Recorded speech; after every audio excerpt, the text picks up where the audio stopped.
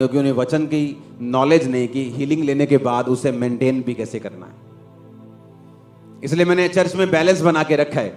कभी कभी मैं हीलिंग की ओर चल पड़ता हूं, कभी कभी वचन की ओर चल पड़ता हूं, ताकि मैं अपने लोगों को बैलेंस फूड दूं। अगर रोज चिकन दूंगा पेट खराब हो जाएंगे, रोज आलू दूंगा कमजोर हो जाएंगे। हालेलुया। तो इनको बैलेंस फूड देना है, एक अच्छी माँ की तरह, जो माँ समझती है कि बच्चों को आज क्या देना है। पेट थोड़ा खराब है, हल्का देना है, अब थोड़ा भारी देना है, तो आपको मैं हल्का भारा देता रहता हूं। कभी कभी कड़वा भी देता हूं, कभी कभी मीठा भी देता हूं। हालेलुया। क्योंकि एक असली चरवाहा जिसको अपनी भेड़ों की फिक्र है, वो कभी भी भेड़ों की शक्ल देखकर उनको फूड नहीं देगा, या उनको क्या पसंद है इस हिसाब से नहीं देगा। वो उनको वो देगा जो उनकी सेहत के लिए अच्छा है। आमीन। इसलिए आपने इस चर्च को फलवंत होते देखा है। ऐसी सर्दी जब से मैंने सेवकाई शुरू की मैंने आज तक नहीं देखी।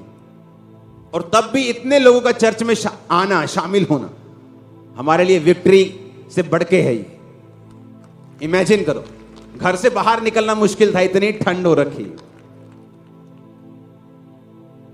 हालेलुया।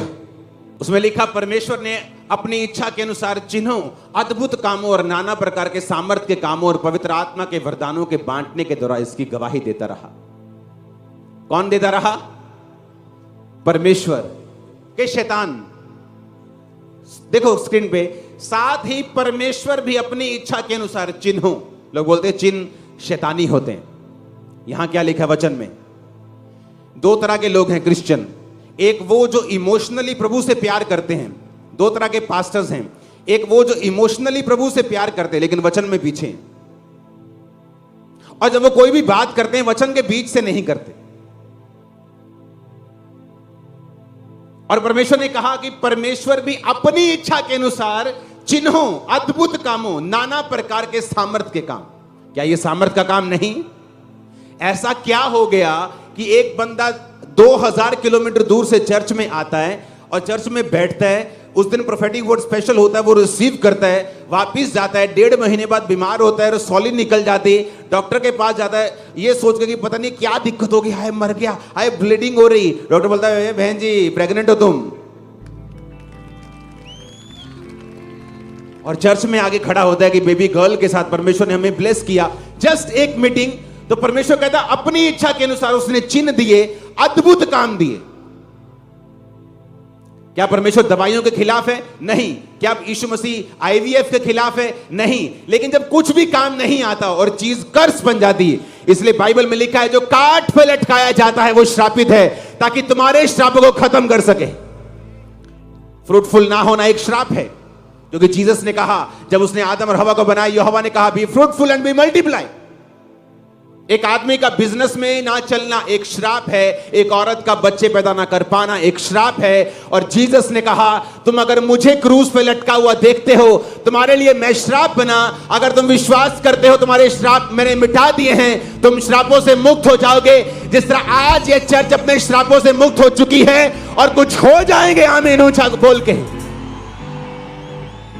हालेलुया।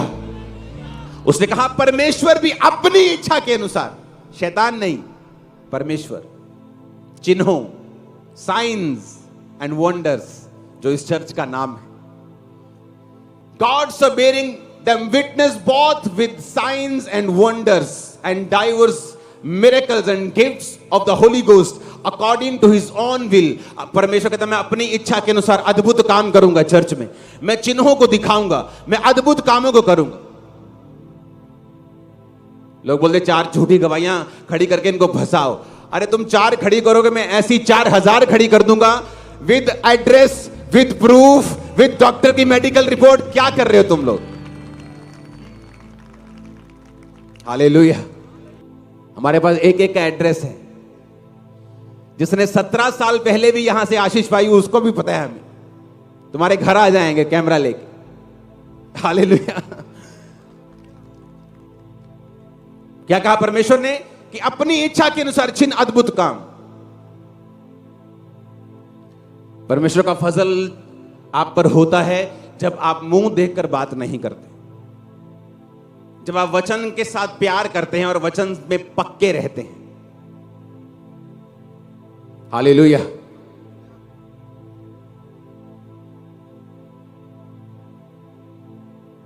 फिर से पढ़ेंगे उस आयत को। साथ ही परमेश्वर भी अपनी, आप लोग पढ़ेंगे इसको 1 2 3 के बाद। ओके, निकाल लो अपनी अपनी आयत को। बाइबल लेके आए हो कि नहीं? पेन लेके आए हो? ओके, 1 2 3 पढ़ो।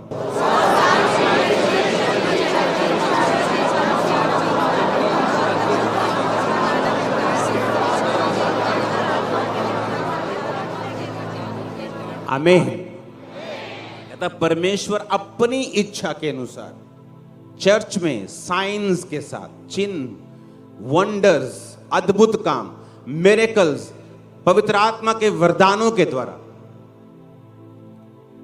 देखा, स्वर्गदूत भी अगर कोई और समाचार तुम्हें सुनाए कि यीशु मसीह नहीं लटका, तो बोला श्रापित हो। यानी स्वर्गदूत की बात को भी वचन से जांचो।